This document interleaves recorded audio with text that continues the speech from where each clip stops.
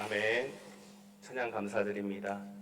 하나님의 은혜와 평강이 함께하기를 기도드립니다. 우리 옆에 계신 분과 인사 나누겠습니다. 사랑합니다. 축복합니다. 사랑합니다. 축복합니다.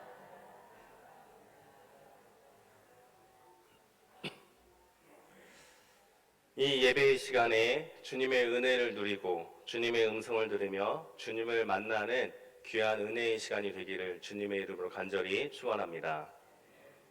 우리는 하나님의 자녀입니다. 하나님께서 우리 죄 가운데 있는 우리를, 죽을 수밖에 없는 우리를 부르셔서 하나님의 자녀를 삼아 주셨습니다. 우리는 그것을 부르심 또는 소명이라고 말합니다.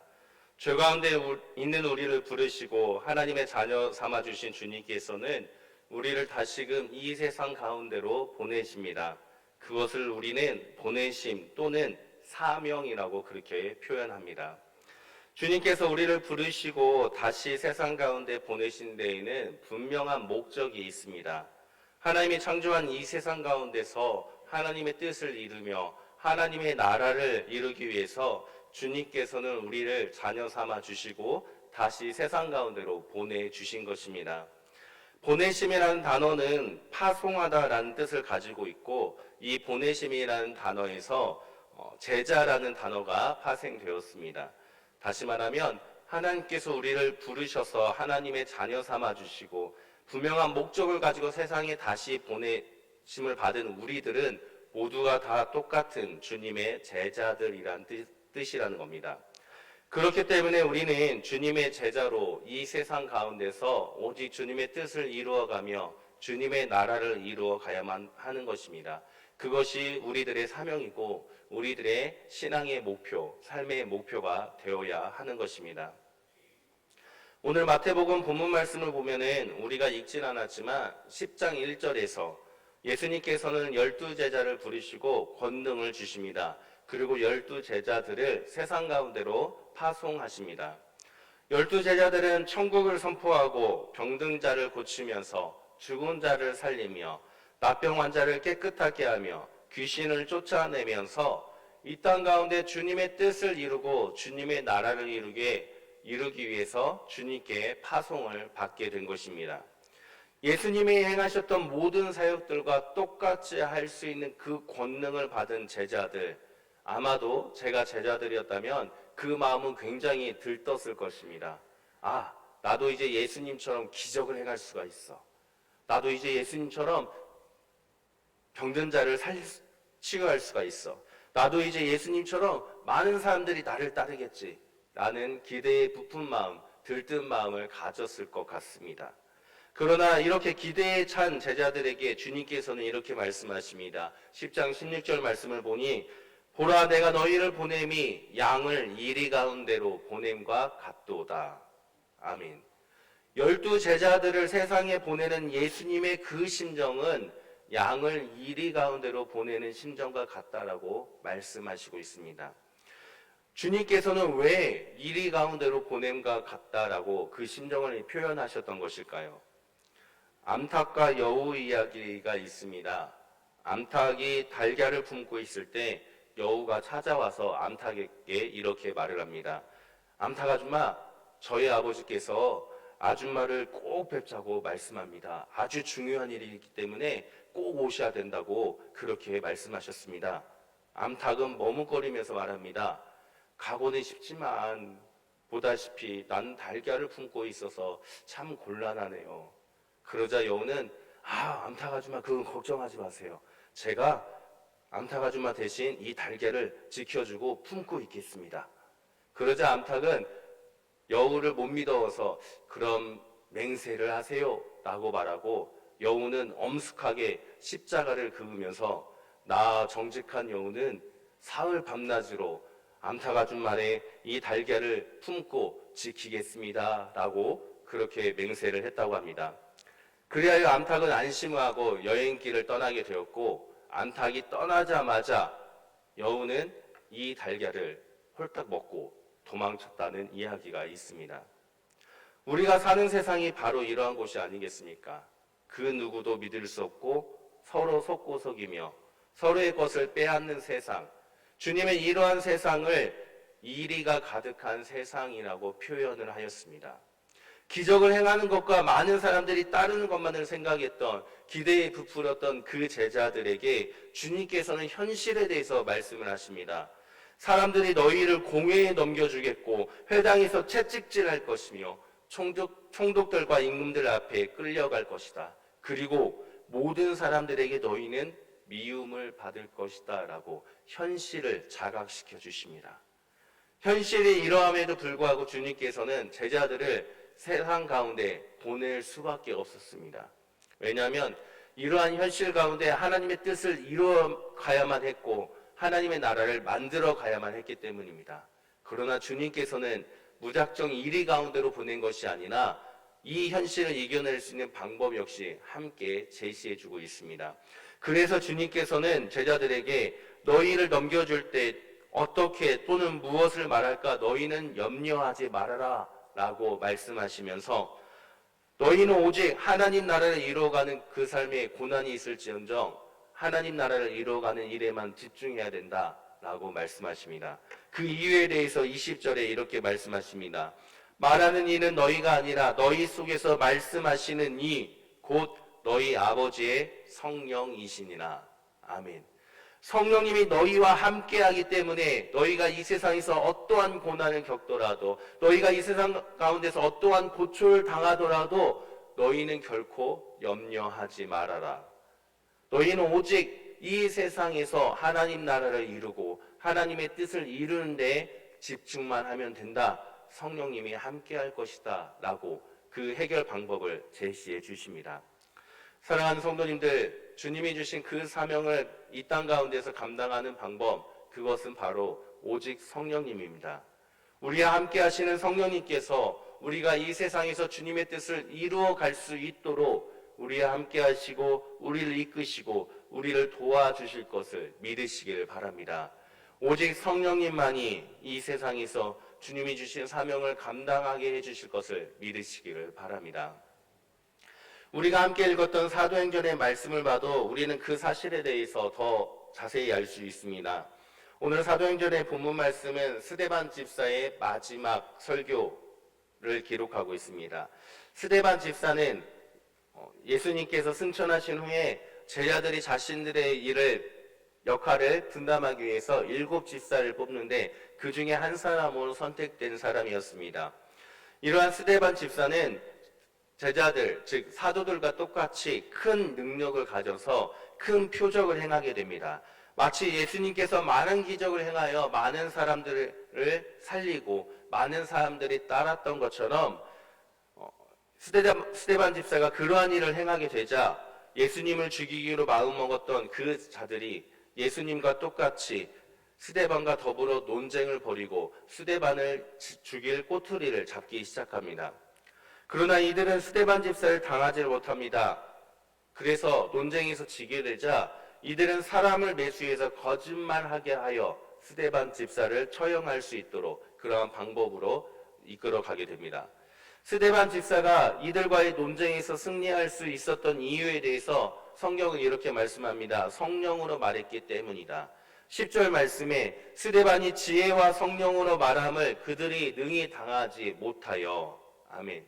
스데반 집사가 이 논쟁이라는 허울 속에서 자신을 올가매려는 이 함정을 벗어날 수 있는 방법은 자신의 지식이 아니라 성령으로 말했기 때문입니다. 스데반 집사는 성령으로 말을 하였기 때문에 이 위기를 극복할 수가 있었던 것입니다. 오직 성령만이 세상에서 살아가는 우리들이 겪는 모든 환난을 이겨내게 해주심을 믿으시기를 바랍니다. 우리가 읽지 않은 구약의 말씀인 다니엘서를 보면 더 확실하게 알 수가 있습니다. 오늘 본문 다니엘서는 다니엘이 왕의 금령을 어기고 하나님께 기도하다가 왕의 신하들에게 들켜서 사자굴에 들어가게 된 내용을 기록하고 있습니다. 다니엘은 어떠한 세상에서 어떠한 고난을 겪었습니까? 다니엘서는 바벨론 포로기에 쓰여진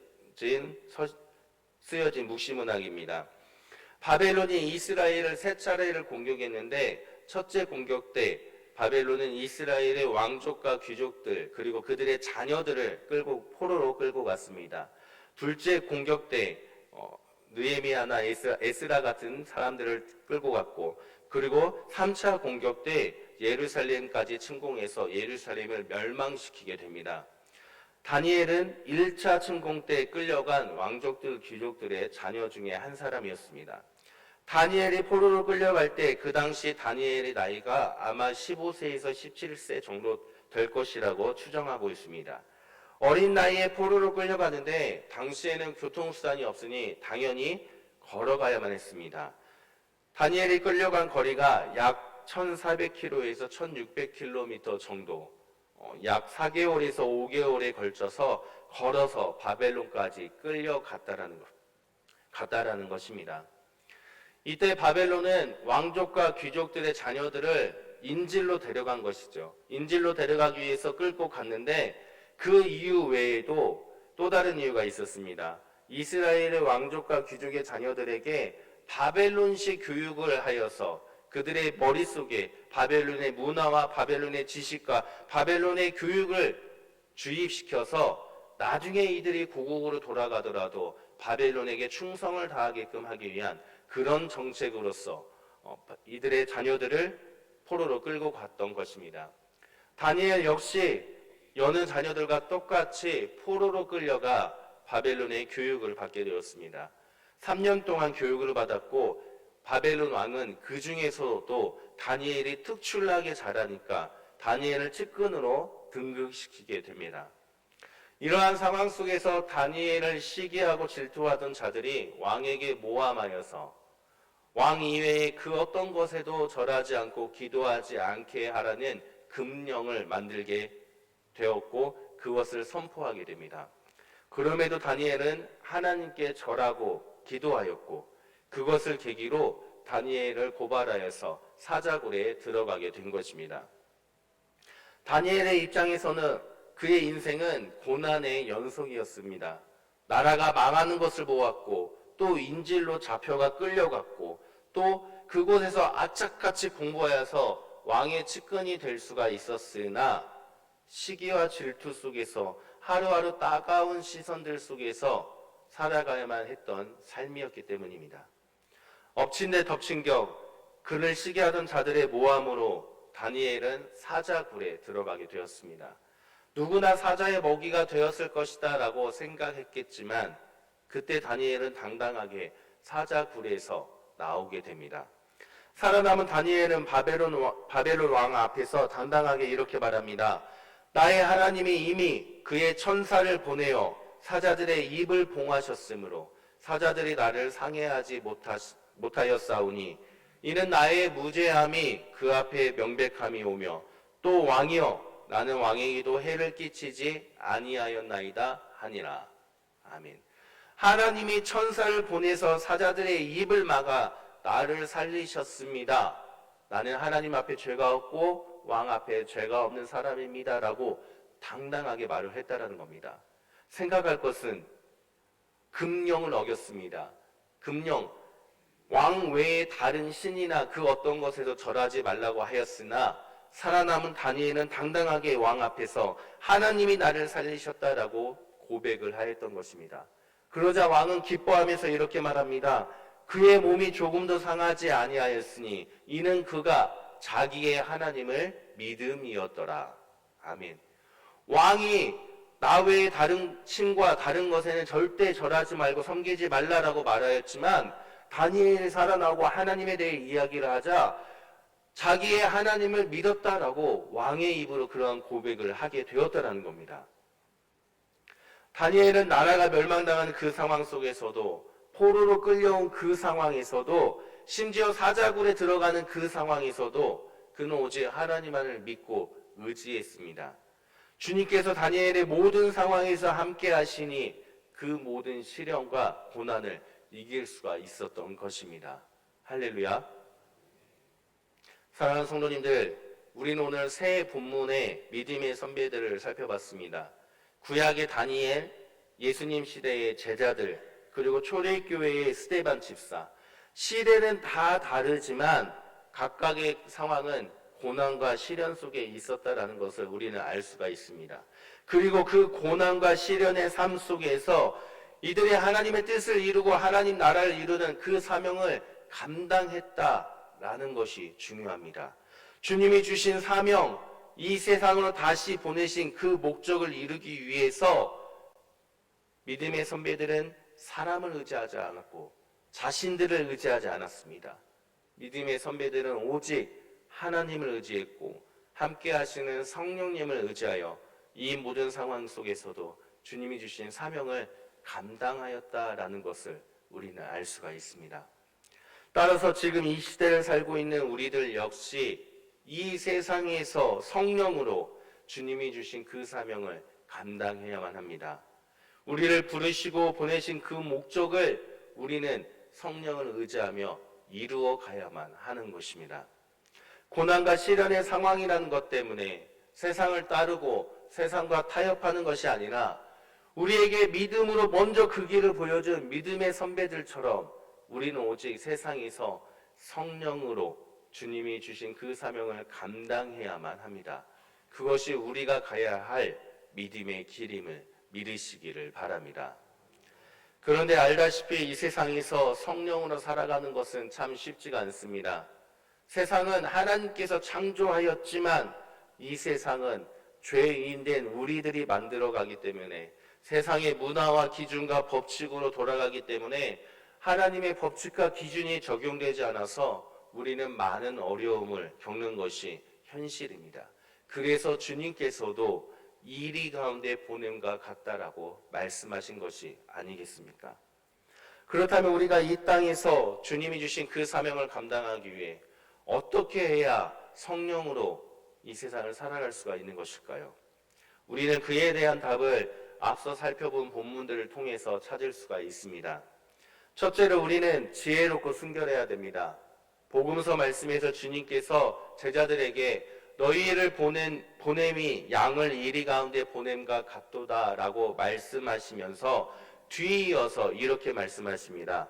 그러므로 너희는 뱀같이 지혜롭고 비둘기같이 순결하라. 이리가 가득한 그런 세상 가운데 너희를 보내지만 너희는 뱀같이 지혜롭고 비둘기같이 순결하면 그 모든 상황을 이겨낼 수 있다라고 말씀해 주신 것입니다. 지혜가 무엇입니까? 여기서 사용된 지혜라는 단어는 신중하다라는 단어의 뜻을 가지고 있습니다. 모든 상황에서 신중하게 판단하는 것, 그것이 지혜입니다. 그러나 성경에서의 지혜는 거기서 한 차원 더 넘어가서 사람의 지식과 상식을 뛰어넘어 하나님이 주신 지혜, 하나님의 말씀에 순종하는 것, 그러한 의미로 사용되고 있다는 겁니다. 성경에서 지혜를 사용된 그 예를 찾아보면은 지혜롭고 충성된 종은 주인이 올 때까지 게으르지 않았습니다.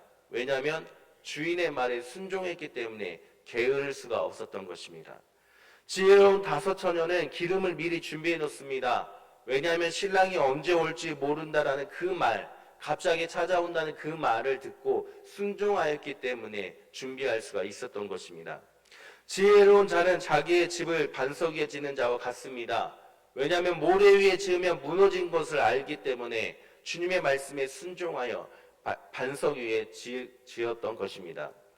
이렇듯 지혜는 사람의 기준이 아니라 하나님을 기준으로, 하나님의 그 말씀의 기준으로 그 말씀이 다가 아니라 그 말씀에 순종하는 것까지가 지혜가 갖고 있는 의미라는 겁니다.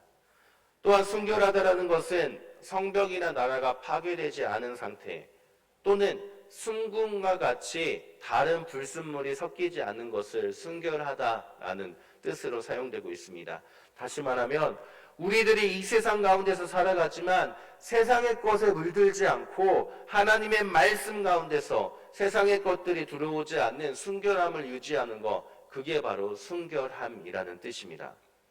우리가 세상에서 살아가지만 이 세상을 살아가는 모든 상황 속에서 늘 하나님의 말씀에 순종하는 지혜를 가지고 주님의 말씀을 중심으로 다른 것들을 불순물이 섞이지 않도록 그렇게 순결함을 유지하며 살아가는 것, 그것이 바로 성령으로 이 세상 가운데 살아가는 것임을 믿으시기를 바랍니다. 또한 이 세상에서 성령으로 살아가기 위해서 두 번째로 충만해야만 합니다. 오늘 사도행전 본문에서 스데반 집사를 표현하는 단어들이 있습니다. 스데반 집사를 표현할 때 믿음, 은혜, 권능, 성령 이러한 단어들로 스데반 집사를 표현하는데 그 뒤에 동일한 단어가 뒤따릅니다. 그것이 바로 충만입니다. 믿음으로 충만한 사람, 은혜로 충만한 사람, 권능이 충만한 사람, 성령이 충만한 사람, 스데반 집사를 이렇게 표현하고 있다라는 겁니다. 이 충만하다라는 것은 가득 차다라는 뜻을 갖고 있습니다. 그런데 이것은 그냥 가득 차는 게 아니라 완전하게 가득 차서 다른 것들이 들어올 틈이 없는 상태를 뜻하는 것입니다. 스데반 집사가 무엇으로 가득 찼다는 겁니까? 예수 그리스도가 구주라는 그 믿음으로 가득 찼고 하나님이 주신 그 은혜로 가득 찼고 예수님의 그 권능으로 가득 찼고 그 능력이 가득 찼고 성령이 가득 찼다라는 겁니다. 이 세상을 살아가지만 세상의 방법과 세상의 기준이 있음에도 불구하고 세상의 것들이 들어올 수 없을 정도로 하나님의 것으로 가득 찬 충만한 상태로 살았기 때문에 위기를 이길 수 있었다라는 겁니다. 충만한 상태, 그것이 바로 성령으로 살아가는 방법이라는 것을 우리는 깨달아야만 됩니다. 내 것이 아니라 주님의 것으로 가득 채워지는 것, 나의 것과 나의 욕심과 세상의 기준이 들어올 틈이 없이 오직 주님의 것으로 가득 채워지는 것, 하나님의 충만함이 우리 안에 가득할 때 우리는 이 세상에서 성령으로 모든 것을 이겨낼 수 있음을 믿으시기를 바랍니다. 이 세상에서 성령으로 살아가기 위한 마지막 세 번째 방법은 바로 믿음입니다. 다니엘은 포로의 그 상황 속에서도 하나님만을 믿었습니다.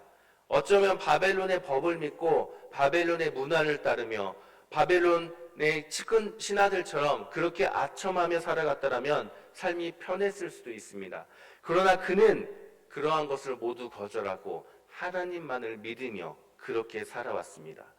왕의 도장이 찍힌 금령이 내려졌음을 알면서도 이전과 똑같이 하나님께 기도를 했습니다. 왜? 하나님을 믿었기 때문입니다. 결국 바벨론 왕은 다니엘이 자기의 하나님을 믿었기에 살아날 수 있었다라고 고백을 하게 됩니다.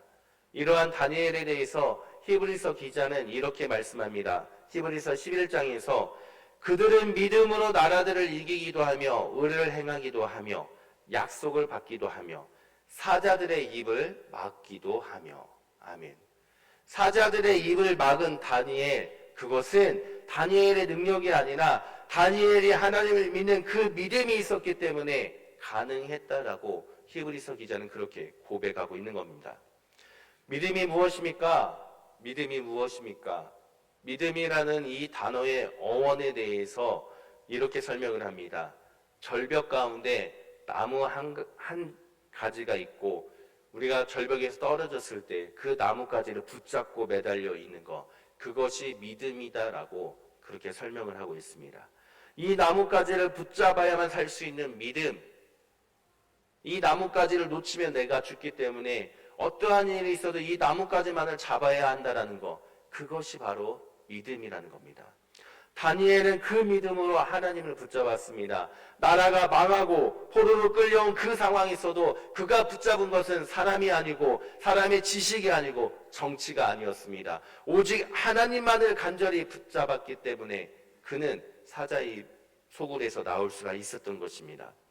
우리는 하나님을 얼마나 믿고 있습니까?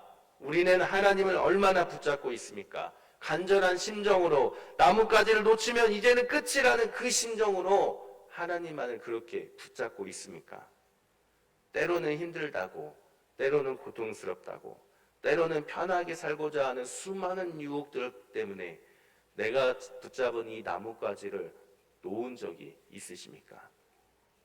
어떠한 상황에서도 나뭇가지를 붙잡는 그 믿음이 우리 가운데 있을 때 우리는 이 세상에서 성령으로 살아갈 수가 있는 것입니다. 이 세상에서 성령으로 주님이 주신 그 사명을 간절한 믿음이 있을 때, 간절히 하나님을 붙잡을 때 우리는 살아갈 수 있음을 믿으시기를 바랍니다. 오늘 말씀을 정리합니다. 사랑하는 성도님들, 우리는 주님의 부르심을 받아 하나님의 자녀가 되었고 주님의 보내심을 받아 이 세상에 다시 파송되어 주님의 나라를 이루어 가야만 합니다. 그것이 우리의 사명이고 우리의 신앙의 인생의 목표이기 때문입니다. 이 세상은 하나님이 창조하였지만 세상의 문화와 가치와 법이 존재하는 곳이기 때문에 하나님의 뜻대로 살아가는데 많은 어려움이 있습니다. 이리 가운데 보내는 양처럼 우리는 이 세상에서 주님의 나라를 만드는데 많은 어려움을 겪고 있습니다. 그러나 그 모든 어려움 가운데, 그 모든 고통과 환난 가운데 멈추지 마시고 머물러 있지 마시기를 부탁드립니다. 왜냐하면 주님께서 성령으로 우리와 영원히 함께 하신다고 약속해 주셨기 때문에 우리는 이 세상에서 성령으로 주님의 나라를 이루어 가야만 하는 것입니다. 그러기 위해서 오직 하나님의 말씀에 순종하는 지혜로움과 세상의 것과 섞이지 않는 순결함으로, 그리고 하나님 것만이 우리 안에 가득하여 다른 것이 들어올 수 없는 충만함으로 어떠한 상황에서도 오직 하나님을 간절히 붙잡는 그 믿음으로 살아가시기를 부탁드립니다. 그것이 이 세상에서 성령으로 주님의 나라를 이루어가는 방법임을 믿으시기를 바랍니다. 다시 세상을 향해 발을 내딛는 한 주의 삶 가운데 오직 성령으로 주님의 뜻을 이루고 오직 성령으로 주님의 나라를 이루어가는 행복한 한 주가 되시기를 주님의 이름으로 간절히 축원합니다. 함께 기도드립니다.